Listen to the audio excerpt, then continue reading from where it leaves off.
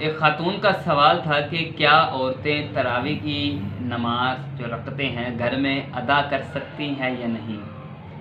तो बिल्कुल अदा करेंगी, कर सकती हैं या नहीं से ये वाज़ह हो रहा है कि इसमें कोई सूरत है कि अगर पढ़ ली तो ठीक वरना छोड़ दी, यानी कि वक्त मिल गया तो पढ़ ली वरना छोड़ दी। तो ऐसा नहीं है। तरावी की नमाज जो है सुन्नत मुअक्कदा है, यानी कि इसका पढ़ना लाजमी है। मुसलमान आकिल बालिग मर्द हो या औरत हो, उसके लिए ज़रूरी है कि तरावी की जो नमाज है उसको लाजमी अदा करे। रमज़ान की जितनी भी रातें हैं 29 हों या 30 हों, मर्द के लिए ज़रूरी है कि वो मस्जिद में जा कर के तरावी की नमाज अदा करे। ये सुन्नत मुअक्कदा अलल किफ़ाया होगा कि नमाज को, तरावी की नमाज को एक गिरोह की सूरत में अदा किया जाए।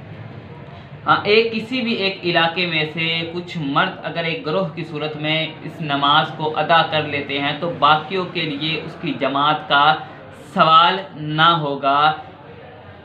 मर्द या औरत दोनों के लिए ज़रूरी है कि तरावी की नमाज को अदा किया जाए, क्योंकि अभी मैंने आपको बताया कि ये सुन्नत मुअक्कदा नमाज है। तरावी की नमाज सुन्नत मुअक्कदा नमाज है।